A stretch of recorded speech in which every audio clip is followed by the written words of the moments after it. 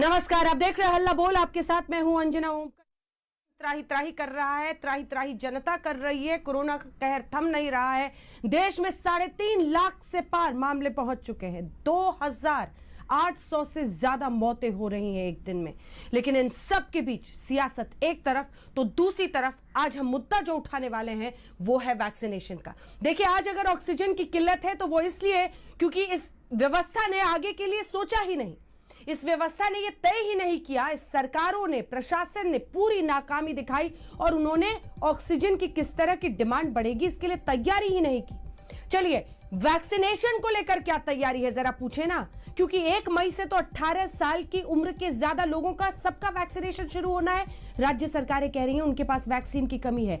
मेरी ये ground report देखिए, क्योंकि इसमें मुंबई से हमारे सहयोगी आपको दिखाएंगे कैसे कतारें बहुत लंबी हो रही है वैक्सीनेशन की। तमाम जो अभी ज्यादा उम्र वाले बुजुर्ग हैं वही वैक्सीनेशन का इंतजार कर रहे हैं। कहा जा रहा है कि 73 में से 36 वैक्सीनेशन सेंटर्स मुंबई में चल रहे हैं। आज आपको दिखाते हैं कि क्यों राज्यों के स्वास्थ्य मंत्री कह रहे हैं उनके पास वैक्सीनेशन की कमी है। क्या है जवाब केंद्र सरकार का, क्या है सवाल राहुल गांधी का। वो कह रहे हैं मुफ्त टीका करो सबके लिए, बात बहुत हुई। चलिए पहले ये रिपोर्ट देखिए, फिर हमारे साथ जुड़ेंगे डॉक्टर संबित पात्रा, राष्ट्रीय प्रवक्ता भारतीय जनता पार्टी के, चरण सिंह सापरा, राष्ट्रीय प्रवक्ता कांग्रेस पार्टी के। हमारे साथ स्वास्थ्य मंत्री भी सुनेंगे, विश्वास सारंग जी, जो कि हेल्थ एजुकेशन मिनिस्टर है मध्य प्रदेश के। टीएस सिंहदेव साहब छत्तीसगढ़ के स्वास्थ्य मंत्री, वो हमारे साथ जुड़ेंगे। लेकिन इससे पहले कि हम चर्चा की शुरुआत करें, प्रताप सिंह साहब भी मंत्री है राजस्थान सरकार में। पहले आपको अपनी ये रिपोर्ट जरा दिखाते हैं। देखिए, अगर अभी भी नहीं जागे तो वैक्सीनेशन ही तो आखिरी दाव है ना, जिसके जरिए हम कोरोना को कंट्रोल में करने वाले हैं आने वाले महीनों में। अगर वहीं पर फेल हो गए तो आने वाली तीसरी लहर के लिए एक्सपर्ट्स आगाह कर रहे हैं। मंत्री को उनकी माओ को बैठ दे रहे, उनके बेटों को बैठ दे रहे। हम पागल है, जनता मर जाए, जनता मर जाए क्या? खाली उनकी माँ है, हमारी माँ नहीं है, हम लोगों की माँ नहीं है क्या? खाली 2 बंदे केयरिंग के लिए, खाली 2 बंदे 50 जनों के लिए। पता नहीं क्या, कितनी देर तक तो एडमिट ही नहीं किया, इलाज ही नहीं करा, और आज कॉल आ गया कि वो खत्म हो गए। एक बात तो तय है, पल पल ऑक्सीजन के लिए इस जंग में अगर देश को बेहतर हालात की उम्मीद बनती है तो वो है तेज रफ्तार वैक्सीनेशन से। क्या मेडिकल सिस्टम को चरमराते देख जनता कम से कम ये उम्मीद लगा कर रखे कि तेजी से वैक्सीन लग रही है? क्या जब 1 मई से 18 साल से ऊपर सभी लोगों को वैक्सीन लगेगी तो तैयारी पूरी है? आज हल्ला बोल में ये पड़ताल करेंगे। देश में कोरोना के मामले 3.5 लाख के पार है और वैक्सीन पर अब सियासी तकरार है। कोरोना के बिगड़ते हालात के बीच कांग्रेस सांसद राहुल गांधी ने केंद्र पर तंज कसा। कहा, भारत को भाजपा के सिस्टम का शिकार नहीं बनाया जाए। राहुल गांधी ने मुफ्त टीकाकरण की पैरवी की, ट्वीट कर कहा कि अब बहुत चर्चा हो चुकी, देशवासियों को वैक्सीन मुफ्त मिलनी चाहिए, बात खत्म। इधर अरविंद केजरीवाल ने दिल्ली में मुफ्त वैक्सीन का ऐलान करते हुए कहा कि वैक्सीन के अलग अलग दाम क्यों, 1 नेशन 1 प्राइस हो। बीजेपी कह रही है कि विश्व के सबसे बड़े वैक्सीनेशन ड्राइव पर जानबूझकर विपक्षी पार्टियां अफवाहें फैला रही हैं। वैक्सीन के एक निर्माता ने कहा है कि वो राज्य सरकारों को 400 रुपए में देंगे, दूसरे निर्माता ने कहा है कि वो राज्य सरकारों को 600 रुपए में देंगे और केंद्र सरकार को दोनों 150 रुपए में देंगे। मेरी उम्मीद है कि इसको एक ही प्राइस होना चाहिए। ये जो 50% केंद्र सरकार के पास है, 50% that the central government has, ये जाता किसके पास है? ये राज्य सरकार के पास ही जाता है। एक कहीं ना कहीं राजनीति के अंतर्गत ये जो हम भिड़ंत करवाने की कोशिश कर रहे हैं, हाथ जोड़ के निवेदन है पार्टी की ओर से भी, और सबसे बड़ी बात है मनुष्यत्व की ओर से, ये भिड़ंत कभी नहीं करवाएंगे। इस सियासी जंग के बीच अब लिए चलते हैं आपको ग्राउंड जीरो पर। मुंबई के वैक्सीन के लिए कतार देखिए। क्या सरकार और प्रशासन की वैक्सीन ड्राइव से नजर पूरी तरह से हट गई है? देखिए मुंबई वैक्सीन सेंटर से ये रिपोर्ट। बीएमसी का दावा है कि वैक्सीन के स्टॉक में कमी है। बीएमसी का दावा है कि 73 वैक्सीनेशन सेंटर्स में से सिर्फ 36 काम कर रहे हैं। मुंबई के सबसे बड़े वैक्सीनेशन सेंटर की ये रिपोर्ट देखिए।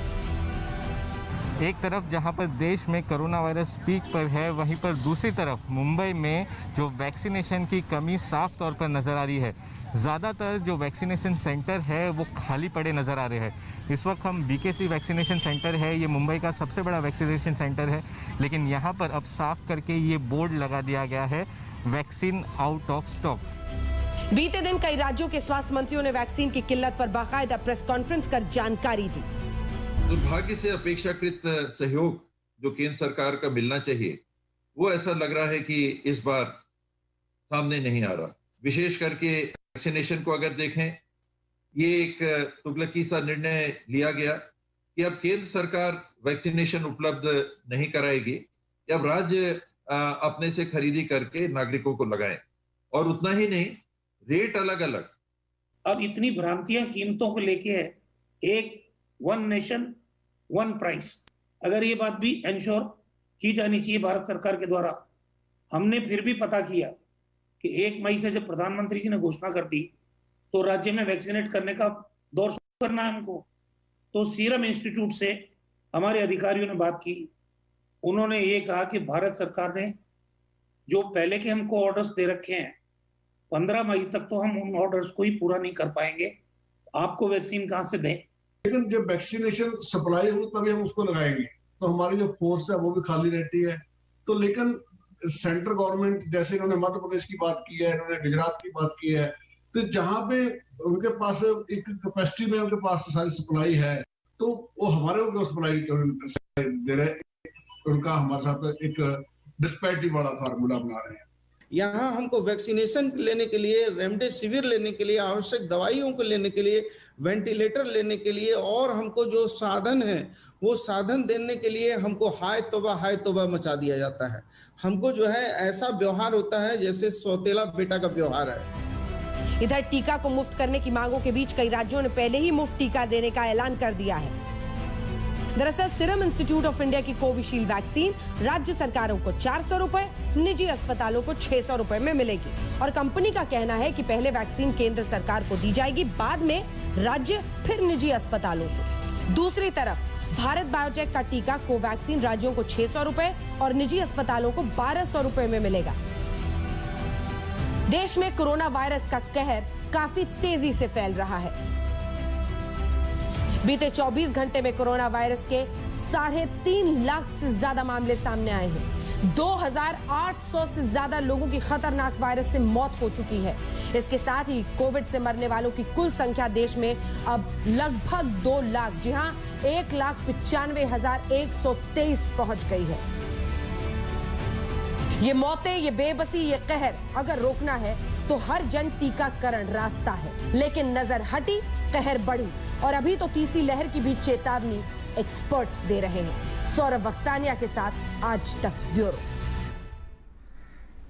चलिए चर्चा की शुरुआत करते हैं। डॉक्टर संबित पात्रा जी, इधर उधर शब्द किए बिना सवाल सीधा आपसे पूछती हूँ। देखिए, ऑक्सीजन की उपलब्धता लोगों को कराने में तो पूरी तरह से सरकार चूक गई है। आग लगने के बाद अब कुआं खोजा जा रहा है हर जगह पर। लेकिन अगर हम वैक्सीनेशन में भी चूक गए सर, वैक्सीनेशन में भी चूक गए, राज्य सरकारें कह रही हैं उनके पास वैक्सीन नहीं है। कम से कम लॉन्ग टर्म हम देखें तो अगर 2-3 महीने में हमें नियंत्रित करना है तो वैक्सीनेशन ड्राइव बहुत बड़ा चलाना पड़ेगा, जिस तरह की जनसंख्या हमारे देश की। ऐसे में क्या तैयारी है? इसीलिए वक्त रहते ये सवाल आज हम उठा रहे हैं। वैक्सीन क्यों नहीं है राज्य सरकारों के पास? और कीमतों को लेकर भी राज्य सरकारें सवाल पूछ रही है। जवाब देखिए अंजना जी, आज वैक्सीनेशन को लेकर कुछ सवाल पूछे जा रहे हैं। मुझे लगता है इसमें बिना किसी राजनीति के तथ्यात्मक रूप से जवाब देना बनता है, ताकि लोग भी भ्रमजाल में ना फंसे और जो हकीकत है वो जान सके। पहली बात तो है, वैक्सीन को लेकर भारतवर्ष एक बहुत बड़े वैक्सीन ड्राइव को चला रहा है। 15 करोड़ लोगों को वैक्सीनेट करना ये कोई छोटी बात नहीं होती है। और जितने दिन के अंदर यूएसए या चाइना ने किया होगा, उससे कम दिनों के अंदर ये हिंदुस्तान ने किया है। तो वर्ल्ड का बिगेस्ट और फास्टेस्ट, सबसे बृहत्तम, सबसे बड़ा और सबसे तेज गति से चलने वाला ये वैक्सीनेशन ड्राइव है। इसमें किसी प्रकार का दो मत नहीं है, नंबर 1। नंबर 2, इस वैक्सीनेशन ड्राइव में आप याद करिए कि एक राजनीति जो करने की कोशिश की जा रही है, उनको मैं समझाऊंगा कि ये जो वैक्सीनेशन ड्राइव है, इसके लिए WHO ने कहा है ये वेल डिफाइंड है, ये साइंटिफिक है, अर्थात वैज्ञानिक दृष्टिकोण से बना हुआ है। और थर्ड और सबसे महत्वपूर्ण बात, ये WHO की निर्धारित गाइडलाइन के हिसाब से बनी हुई वैक्सीनेशन ड्राइव है। WHO का मानना है कि इस प्रकार से फेज वाइज वैक्सीनेशन होना चाहिए। पहले जो सबसे ज़्यादा वनरेबल हैं, 90% मोर्टेलिटी, फ्रंटलाइन वर्कर्स, 60 साल के ऊपर बुजुर्ग और जो 45 साल से ऊपर कोमॉर्बिडिटी वाले हैं, उनको बचाने की आवश्यकता है। उसी हिसाब से भारत सरकार चल रही है। तो ये प्रोग्रेसिव है और ये इवॉल्विंग है। नंबर 3, जब ये हो रहा था तो बार बार कहा गया कि आप राज्यों के लिए भी इसे खोल दीजिए। केंद्र सरकार तो कर ही रही है, राज्य सरकार को भी इसमें भागीदारी बनाइए। मोदी सरकार ने राज्यों के लिए भी 1 मई से खोल दिया है कि राज्य सरकार भी अपने हिसाब से वैक्सीन प्रोक्योर कर सकते हैं, अपने हिसाब से वनरेबल ग्रुप चुन सकते हैं और उनको वैक्सीनेट कर सकते हैं। एक मूल सवाल का उत्तर देकर मैं अपने विषय को शांत करूंगा। देखिए, बार बार केंद्र सरकार अलग है और राज्य सरकार अलग है। केंद्र को इस रेट में पैसा में वैक्सीन मिल रहा है, राज्य को क्यों ज़्यादा में मिल रहा है। एक बात मैं बता दूं अंजना जी आपके दर्शकों के लिए कि केंद्र सरकार जो भी वैक्सीन लेती है, 50% का जो कोटा केंद्र सरकार का है, वो केंद्र जाके किसी और जगह नहीं लगाती है, वो नागरिकों को जो राज्य में रहते हैं उन्हीं को लगाती है। अर्थात ये केंद्र का कोटा राज्यों को ही आता है, बिहार को जाता है, छत्तीसगढ़ को जाता है, उत्तराखंड को जाता है, झारखंड को जाता है। कंफ्यूजन में मैं बता रहा हूँ, कंफ्यूजन ठीक है, आपकी बात ठीक है कि मैं तो सवाल पूछ रही हूँ। कंफ्यूजन सुनिए, एक सेकंड सर, एक सेकंड, एक तस्वीर दिखाइए सर। मुंबई के सबसे बड़े वैक्सीनेशन सेंटर की एक तस्वीर मैं आपको दिखाना चाहती हूँ। ये कतार देखिए, यहाँ पर बुजुर्ग भी मौजूद हैं, हर उम्र के लोग हैं।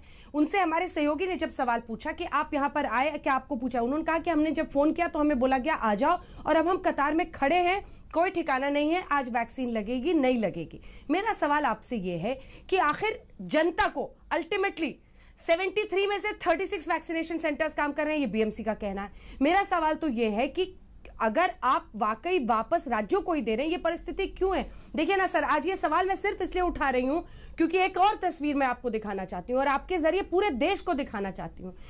एक महिला के पति को अस्पताल में ऐसी हालत हो गई कि उनको ऑक्सीजन नहीं मिल रहा था। हताशा में वो महिला अपने मुंह से अपने संक्रमित पति को अपने मुंह से वो ऑक्सीजन देने लगी। कल्पना कीजिए सर, एक सेकंड को जितने सियासतदान हैं, जितने मंत्री हैं, सब कल्पना करें कि ये क्या परिस्थिति है जिसका हम सामना कर रहे हैं। अगर हमने, हमारी मेडिकल टीम्स ने, हमारी सरकार ने ये तय किया होता कि ऐसी परिस्थिति आ सकती है, फॉरवर्ड प्लानिंग की होती, तो ऑक्सीजन प्लांट्स अब नहीं बनाते, मतलब आग लगने के बाद हम कुआं नहीं खोदते। मेरा सवाल तो यह है कि इस तस्वीर के जरिए हर किसी को यह समझना चाहिए कि हम किस हालत में हैं अपनी मेडिकल व्यवस्था को लेकर। वैक्सीन को लेकर अफरा तफरी की शुरुआत हो रही है सर, उसकी दस्तक है ये कतारें जो आप महाराष्ट्र में देख रहे हैं। ऐसे ही महाराष्ट्र में केसेस बढ़ रही थी डॉक्टर पात्रा, किसी ने नहीं समझा उस दस्तक को, और देखिए आज ऑक्सीजन में हम कहां पर पहुंच गए। इसीलिए मेरा आपसे विनम्र सवाल है, आप बोलेंगे राज्य को ही देते हैं, राज्य सरकारें बोलेंगी केंद्र नहीं दे रहा है। 1 मई से 18 ऑनवर्ड सबका वैक्सीनेशन होना है। जनता किससे पूछे? जो आदमी कतार में वहां पर खड़ा है, उसकी पहुंच कहां तक है, उसको कौन जवाब देगा? देखिए अंजना जी, आपने 2 प्रश्न मूलतः पूछे हैं। एक वैक्सीन को लेकर पूछा है, दूसरा ऑक्सीजन और व्यवस्थाओं को लेकर पूछा है। मैं दोनों का जवाब देता हूं और बिल्कुल ठंडे दिमाग से, ताकि लोग समझ सके। पहली बात है, वैक्सीन को लेकर आपने देखा होगा जिस प्रकार की वैक्सीन पॉलिटिक्स और वैक्सीन हेजिटेंसी उस पॉलिटिक्स के कारण इनिशियल दौर में हुआ। आपको जान के आश्चर्य होगा, 1 वायल खुलता था वैक्सीन का और लगभग एक व्यक्ति को वैक्सीन देने के बाद पूरा का पूरा वायल वेस्टेज होता था। 100 मिलियन वैक्सीन पहले कॉन्ट्रैक्ट में ऑर्डर किया था हिंदुस्तान की सरकार ने, जो कि मिला। ये तो काउंटेड वायल्स है। काउंटेड वायल्स हर एक राज्य को भेजे गए। महाराष्ट्र के पास भी पाइपलाइन में वैक्सीन है और 2 से 4 दिन का इन स्टॉक वैक्सीनेशन है पॉपुलेशन के आधार पर। मैं सिर्फ हाथ जोड़ के निवेदन करूंगा महाराष्ट्र की सरकार को कि आप वेस्टेज को रोकिए और रैशनलाइजेशन करके किस सेंटर पे कितने लोग वैक्सीनेट होने चाहिए, ये सारा कैलकुलेशन आपको करके वेस्टेज को रोकना है और उसी में से किस प्रकार से लोग वैक्सीनेट हो, क्योंकि काउंट होकर भेजा गया है। वेस्टेज नहीं होना चाहिए। वेस्टेज को लेकर लताड़ तो हाई कोर्ट और सुप्रीम कोर्ट तक लगा रही हैं कि आखिर वैक्सीन वेस्टेज क्यों हो रही है। मैं बिल्कुल आपसे सहमत हूं कि बूढ़े लोग इतने बड़े लाइन में खड़ा होना ये अच्छी बात नहीं है, मगर इतने बड़े तादाद में वैक्सीन वेस्ट हो रहा है मिसमैनेजमेंट के कारण, इसको रोका जाए, नंबर 1। नंबर 2, आपने सवाल पूछा कि ऑक्सीजन प्लांट को लेकर। मैं आपके चैनल पे आज एक चिट्ठी दिखाऊंगा। इस चिट्ठी का डेट है 7/4/2020। ये सब अभी कैमरामैन यहाँ नहीं है, वरना ये पास करके दिखाते। 7/4/2020 पिछले साल का है। मैं उसका सब्जेक्ट पढ़ देता हूँ। To all the states and union territory drug controllers, subject, granting permission to manufacture industrial oxygen from which oxygen for medical use is to be made in the light of COVID-19 situation by Dr. V.G. Somani, Drug Controller General, India। बीच का letter में नहीं पढ़ रहा हूं। इसमें कहा गया कि सब राज्य आने वाले समय के लिए ऑक्सीजन मैन्युफैक्चर पर बल दे। आपने पीएसए की भी हालत देखी है। पीएसए 162 प्लांट के लिए राज्य अपने अपने एरिया को चिन्हित करे। ये सारा कुछ चिट्ठी गया था। देखिए, मैं तूतू मैं बिल्कुल नहीं करना चाहता हूं। महाराष्ट्र के लिए मैं इतना ही कहूंगा, वहां पर बद इंजामी के लिए आज पूरे हिंदुस्तान को भुगतना पड़ रहा है। महाराष्ट्र की जनता तो भुगत ही रही है। 60% केसेस महाराष्ट्र से आ रही है अंजना जी, 60% केसेस, और सबसे अधिक डेथ रेट महाराष्ट्र में है। मैं हाथ जोड़ के कहता हूं महाराष्ट्र की सरकार को कि अभी भी आप मिलके काम करिए। और एक छोटी सी बात बता के अपनी बात को समाप्त करूंगा अंजना जी। आज की अखबारों में हेडलाइन है, आज हेडलाइन है कि एनसीपी और शिवसेना में ठन गई है, क्योंकि एनसीपी बोल रही है कि मुफ्त वैक्सीन देना है और शिवसेना बोल रही है मुफ्त वैक्सीन नहीं देना है। मैं सिर्फ हाथ जोड़ के कहूंगा, this is not the time to quarrel and fight. आप मिलके लड़िए। और मैं देख रहा हूं यहां छत्तीसगढ़ के स्वास्थ्य मंत्री भी हैं, मैं उनसे भी हाथ जोड़ के कहूंगा कि माननीय सिंहदेव जी, आप अच्छे आदमी हैं, मगर आप में और मुख्यमंत्री में बन नहीं रहा है। आपकी और मुख्यमंत्री की जो लड़ाई छत्तीसगढ़ में चल रही है, उसके कारण छत्तीसगढ़ की लोगों की बहुत मुश्किलातें बढ़ गई हैं। और ये लोग आपकी पार्टी के कह रहे हैं। सर, मैं चाहूंगा कि आप और मुख्यमंत्री मिल करके काम करें छत्तीसगढ़ में, ताकि छत्तीसगढ़ की जनता बिल्कुल इस त्रासदी से बची रहे।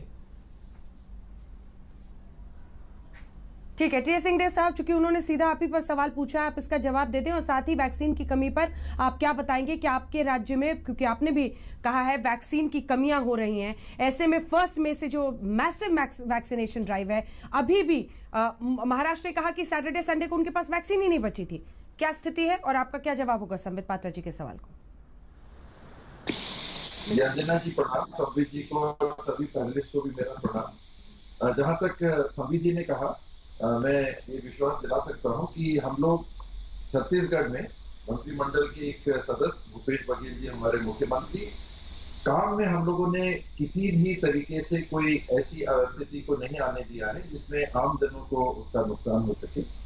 और काम हम लोग साथ में करते रहे हैं, उसमें दिक्कत कभी नहीं आने दी है। जहां तक वैक्सीन का सवाल है, कल सुबह तक हमारे पास 4.5 लाख वैक्सीन थी। आज सुबह तक करीब 4 लाख वैक्सीन का स्टॉक है। वैक्सीनेशन का क्रम अभी गिर गया है।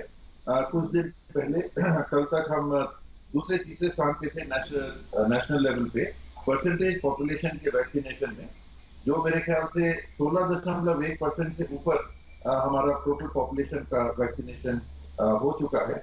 और आने वाले समय के लिए मैंने एक तो ये कभी नहीं कहा कि वैक्सीन के स्टॉक नहीं आ रहे।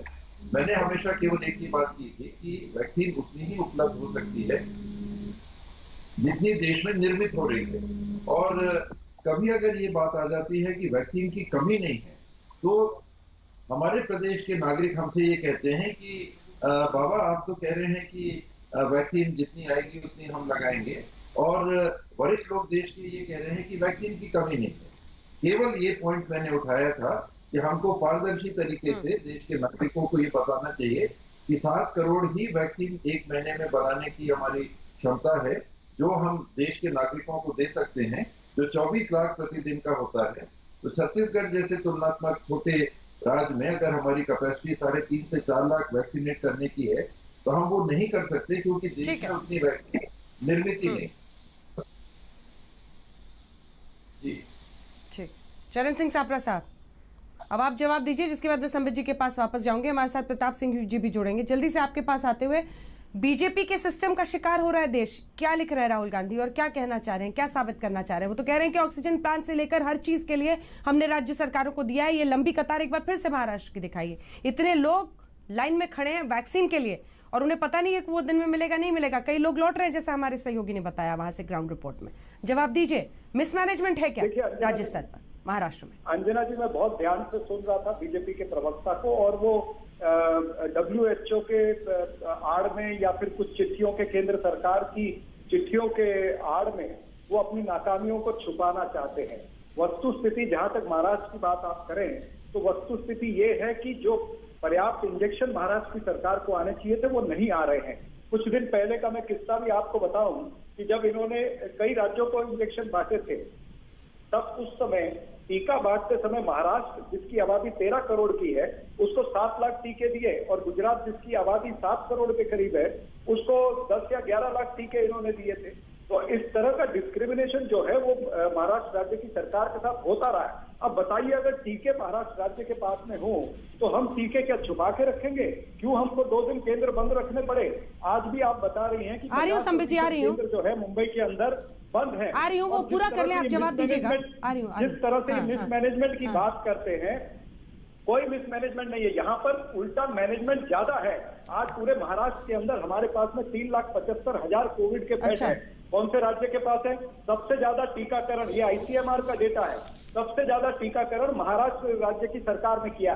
प्रतिदिन हमारी क्षमता है 3.5 अगर टीका नहीं है सर, टीकाकरण। अरे मुझे ये बताइए ना, टीके नहीं है, ये टीके मिस्टर सापरा, अगर टीका नहीं है तो लोगों को क्यों बुलाया जा रहा है सेंटर पे? सापरा जी, अगर टीका नहीं है आपके पास, टीके नहीं दे रहे हैं, तो सेंटर पे क्यों बुला रहे हैं? मैं इसका उत्तर दे रहा हूँ। लोगों ने ऑनलाइन बुकिंग करी हुई है अफरा-तफरी फैलाने के लिए। अरे आप मेरी बात सुनेंगे कि नहीं सुनेंगे? हमें टीके ये दे रहे हैं पीडीएस सिस्टम की तरह, राशन की तरह। 2 दिन पहले हमारे पास में सूचना आती है कि 2 दिन का ये आपको स्टॉक आ रहा है।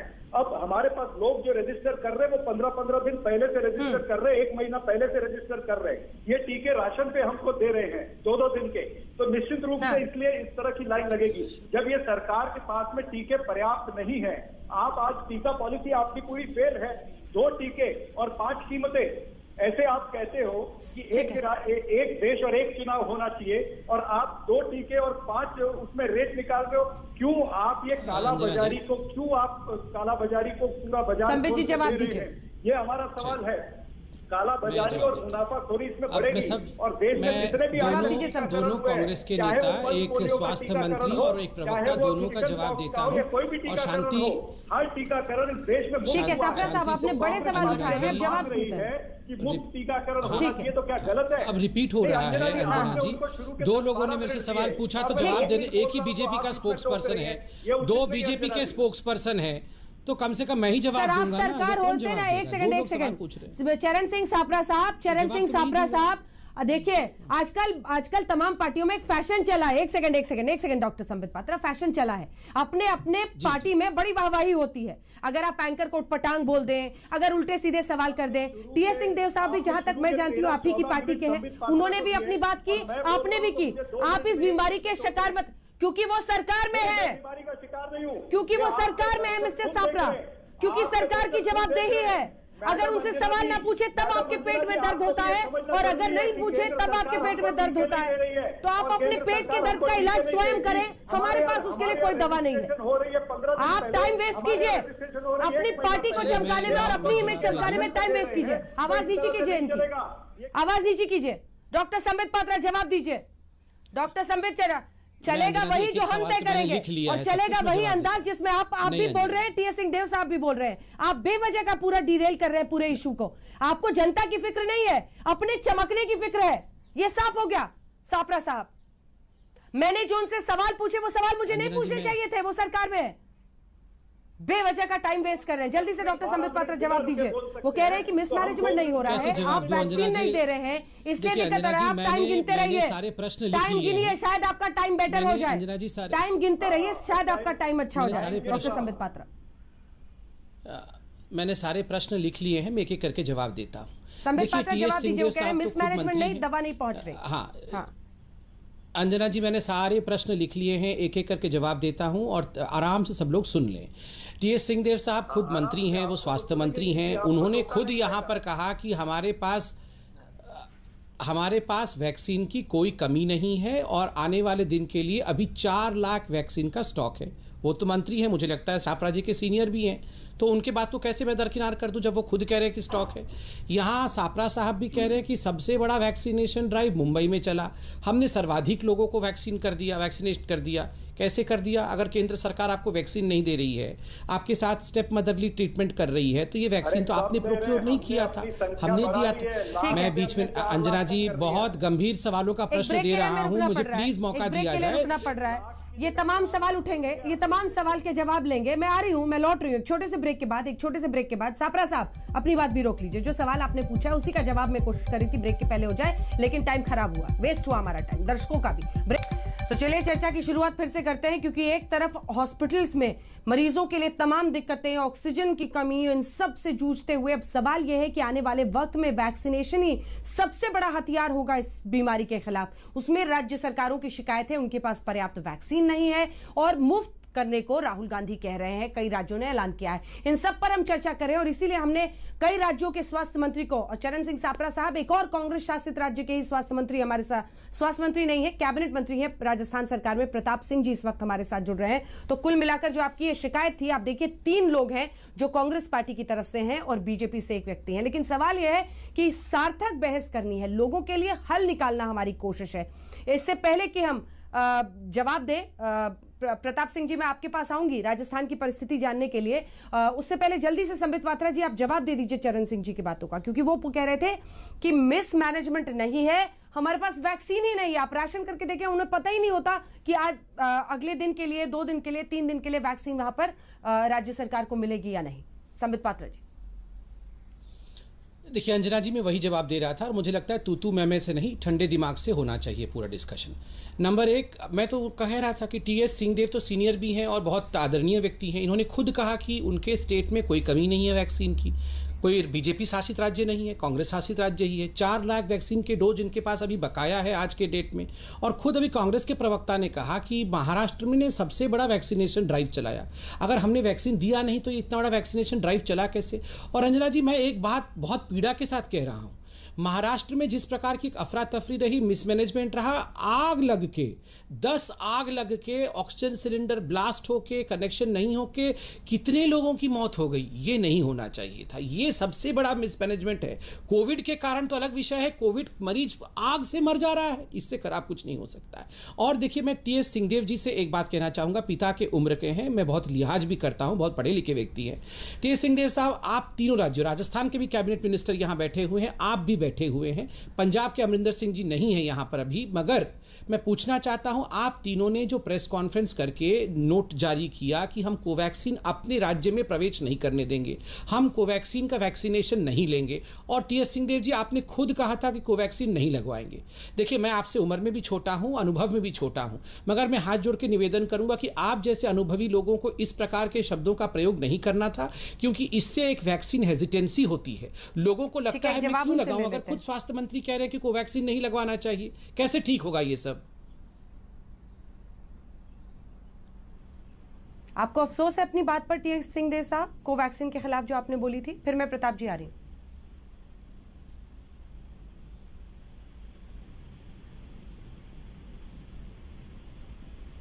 वो बात प्रस्तुति कैसे करना वो जानते हैं। टीएस सिंहदेव साहब, मैंने एक बात कही कि कोवैक्सीन का फेज 3 ट्रायल कंप्लीट नहीं हुआ, और फेज 3 ट्रायल के बाद जो उसको पोर्टल में डाटा को प्रस्तुत किया जाता है और उसके बाद पीयर रिव्यू होता है, ये नहीं हुआ था। और ये भी मैंने साथ में कहा, आप पुराने रिकॉर्डिंग्स होंगे मीडिया में कहीं भी उठा के देख सकते हैं, कि जो उसकी एक्सपायरी डेट है, हम एक्सपायरी डेट तक विचार करेंगे कि उसको वैक्सीन को हम खराब नहीं होने देंगे, लेकिन प्रदेश के नागरिकों को ये नहीं कह सकते कि अंडर ट्रायल, जो क्लिनिकल ट्रायल में फॉर्म में दस्तखत करके वैक्सीन ली जा रही है, वो आप लीजिए। तो आप मेरा बयान होंगे, कई बार मैंने इस बात को कहा, मैं अभी भी उस बात पे कायम हूं कि स्वयं भारत बायोटेक ने इस बात को कहा था कि हमने फेज 3 ट्रायल के बाद में केवल 43 नमूनों का हमने अपलोड जानकारी की है, 87 डाटा का अपलोड हमको और करना है, और 130 ट्रायल डाटा जब हम अपलोड कर लेंगे पोर्टल पे और उसका पीयर रिव्यू हो जाएगा, तब फिर उसका जैसे कोविशील्ड की वैक्सीन है, अन वैक्सीन की अनुमति मिली है, तो क्लिनिकल ट्रायल की अनुमति की बात थी, उस पर मैंने कहा था। बाद में भारत सरकार ने क्लिनिकल ट्रायल मोड से इसको हटा दिया और उसके बाद छत्तीसगढ़ में भी वैक्सीनेशन हुई। और वैक्सीन हेजिटेंसी की बात अगर आ रही है अंजना जी, तो मैं दिखाऊं कि छत्तीसगढ़ यहाँ पर है। अगर मेरे कहने से या कुछ करने से वैक्सीन हेजिटेंसी होती तो छत्तीसगढ़ यहाँ नहीं होता। ये मेरे ख्याल से गुजरात होगा, ये राजस्थान होगा, ये महाराष्ट्र है, ये पंजाब है। किनको कितनी वैक्सीन मिली मैं नहीं कह सकता, ये आंकड़े आपको पूछने पड़ेंगे। लेकिन छत्तीसगढ़ के संदर्भ में भी जो बात आई थी, जो मैंने कहा कि वैक्सीन है, वो इस संदर्भ में था कि हमको 10 लाख लोगों को और लगाना है। फिलहाल 4 लाख हमारे पास वैक्सीन है। लॉकडाउन के कारण उतने लोग नहीं आ रहे हैं, तो वो मारामारी नहीं है। हाँ। लेकिन 1 तारीख के लिए वैक्सीन उपलब्ध नहीं है 18 to 45 ग्रुप के लिए। ठीक है, एक छोटा सा जवाब डॉक्टर पात्रा इसका, फिर मैं प्रताप जी के पास जाऊंगी राजस्थान के लिए। छोटा सा, वो कह रहे हैं कि मैंने कहा था जब ये क्लिनिकल ट्रायल में था, और मैं अपनी बात पर कायम हूं। मैं आदरणीय टी.एस. सिंहदेव जी से कहूँगा, क्लिनिकल ट्रायल में था और इस प्रकार से नहीं हुआ कि बिना किसी जांच परख के इसको यूसेज के लिए अलाउ कर दिया गया। ये इमरजेंसी यूसेज के लिए अलाउ किया गया, आईसीएमआर के ठप्पे के बाद, उनके हामी के बाद अलाउ किया गया। उसका एक साइंटिफिक बेसिस भी था जो कि बाद में प्रूव हुआ। इसलिए बड़े लोगों को इस प्रकार से बोलने से पहले बहुत बार सोचना चाहिए, क्योंकि उससे केवल छत्तीसगढ़ में ही नहीं, बाकी राज्यों में भी, क्योंकि दिल्ली के लोग भी आपको सुनते हैं, बाकी भी सुनते हैं। और चलिए मैं बाकी जवाब बाद में दे दूंगा वैक्सीन को लेकर। ठीक है। प्रताप जी राजस्थान पर अब जरा आते हैं। राजस्थान में क्या परिस्थिति है आप बताइए। और सवाल यह है कि देखिए, अभी तो इस राउंड में तो इस बीमारी ने हमसे बाजी मार ली, क्योंकि ऑक्सीजन को लेकर जो किल्लत का हम सामना कर रहे हैं। लेकिन सवाल है कि वैक्सीन को लेकर भी अभी से नहीं करेंगे तो 2 महीने 3 महीने में हम कंट्रोल नहीं कर पाएंगे इसको वैक्सीन पर। प्रताप जी देखिए अंजना जी, एक बात तय कर लीजिए कि अब ये लड़ाई कांग्रेस बीजेपी की नहीं है। ये बात हमको समझ लेनी चाहिए। सारे संसाधन झोंकने पड़ेंगे, चाहे कुछ भी करना पड़े। अभी मैं सुबह से मेरा दरवाजा खुला रहता है, मेरा फोन खुला रहता है। राजस्थान में रेमडेसिविर इंजेक्शन को लेकर और ऑक्सीजन को लेकर बहुत बड़ा हंगामा है। यहाँ के अखबारों ने भी लिखा, राजस्थान को जितनी बड़ी तादाद में हमको हमारा जितना कोटा मिलना चाहिए था ऑक्सीजन का, वो नहीं मिल रहा है। इससे राजस्थान में मरीज तड़प रहे हैं। पहले पिछली बार केंद्र सरकार के पास मैनेजमेंट नहीं था, पहले राज्यों के पास मैनेजमेंट था। आराम से ऑक्सीजन की कोई प्रॉब्लम नहीं, चार्ज नहीं है इसको। चार्ज प्रॉब्लम एक हो गई, जो जितना बड़ा होता है उसको गुस्सा भी सुनना पड़ेगा, उसको तकलीफ भी सुननी पड़ेगी। आज मैं केंद्र सरकार के लोगों से रिक्वेस्ट करूंगा हाथ जोड़कर, कोई राज्य यदि आपसे बात कर रहा है, गुस्सा कर रहा है, तो आप तो गुस्सा मत करो, आप उसकी बात सुनो, समझो, खजाना खोलो, चाहे विदेशों से मंगाओ ऑक्सीजन। इंजेक्शन की कहीं कमी आ रही, साफ में पहली दिख रही है कि राजस्थान को जितनी ऑक्सीजन चाहिए उतनी ऑक्सीजन आप नहीं दे रहे। तो दूसरे राज्यों को जितनी ऑक्सीजन चाहिए उससे ज्यादा आप ऑक्सीजन दे रहे हैं। तो राजस्थान को जितनी ऑक्सीजन चाहिए उतनी दो, दूसरों को जितनी चाहिए उतनी दो। ऐसा मैनेजमेंट करो। अब की बार ऑक्सीजन की ज्यादा प्रॉब्लम आई और त्राहिमाम हो गया पूरे देश में। रेमडेसिविर इंजेक्शन को लेकर भी वैसा ही हुआ हमारे साथ।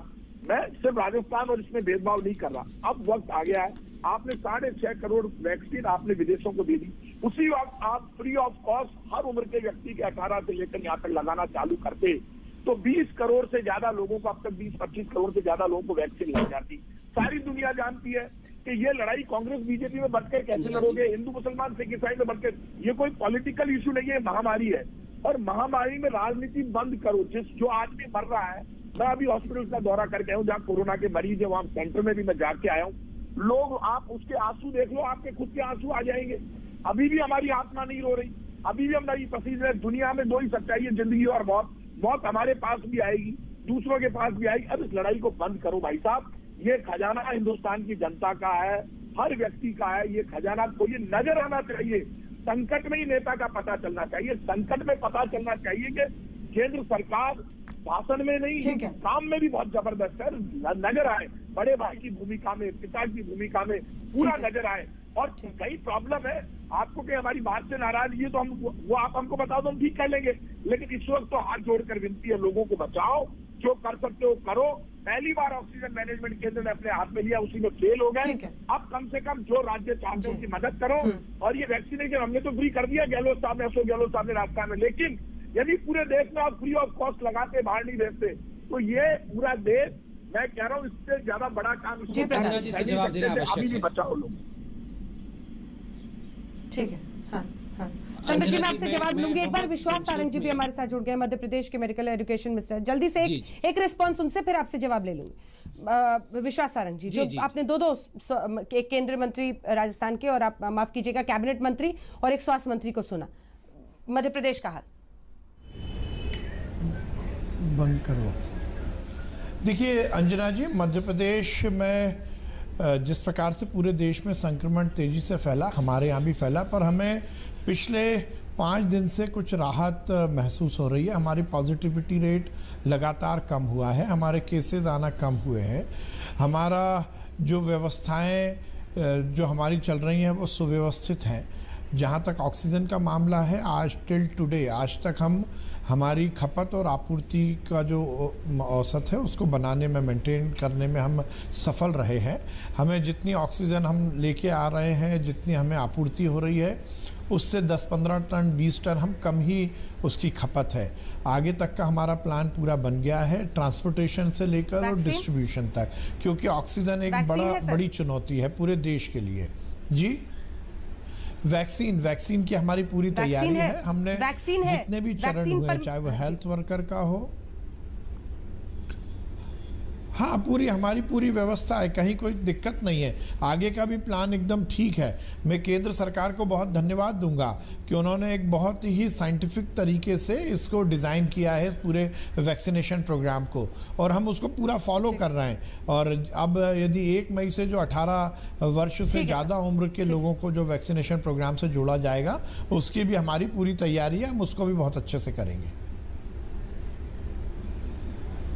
ठीक है, जल्दी से संबित जी आप जवाब दे दीजिए सबका, क्योंकि आप रूलिंग पार्टी की तरफ से सबसे ज्यादा सवाल आप ही से है। सौतेले भाई का व्यवहार हो रहा है। देखिए मध्य प्रदेश में बम, गुजरात, यूपी सब ठीक है, लेकिन बाकी राज्य कह रहे हैं सौतेला व्यवहार है, वैक्सीन में नहीं हो सकता ना सर। देखिए पहली बात तो मैं कह दूं, यहाँ बार बार कहा गया कि आपने वैक्सीन एक्सपोर्ट क्यों किया, आपको वैक्सीन यही रखना चाहिए था। देखिए ये देश आज एक ग्लोबल विलेज बना हुआ है जी। आप अगर दूसरों को कहेंगे कि हम एक्सपोर्ट नहीं कर सकते हैं, तो दूसरे जब आपकी ज़रूरत पड़ेगी तो वो कहेंगे हम एक्सपोर्ट नहीं कर सकते हैं। आज पूरा विश्व हिंदुस्तान के साथ खड़ा है। कहीं से क्रायोजेनिक टैंक आ रहा है तो कहीं से रेमडेसिविर आ रहा है, कहीं से वेंटिलेटर्स आ रहे हैं तो कहीं से पीपीई किट आ रहे हैं।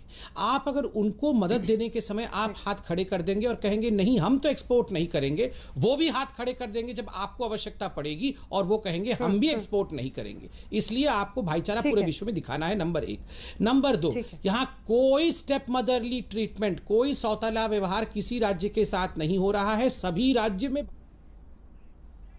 ठीक है, वक्त की कमी है संबित जी, मुझे आपको भी टोकना पड़ेगा। देखिए सवाल यही है कि दावे बहुत है लेकिन दवा है या नहीं है।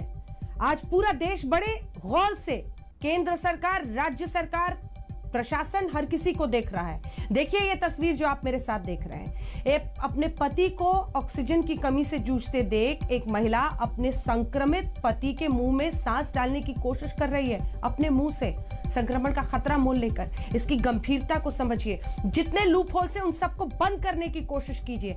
ऑक्सीजन के साथ साथ वैक्सीनेशन के जरिए इस बीमारी पर लड़ाई के लिए एक मुकम्मल प्लान बनाइए, उसके जरिए ही हम जीतेंगे।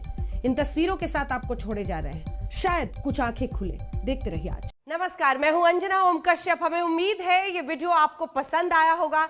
लेटेस्ट खबरों के लिए यूं ही देखते रहिए आज तक, और इस वीडियो के पसंद आने पर लाइक, शेयर एंड सब्सक्राइब करना ना भूलें।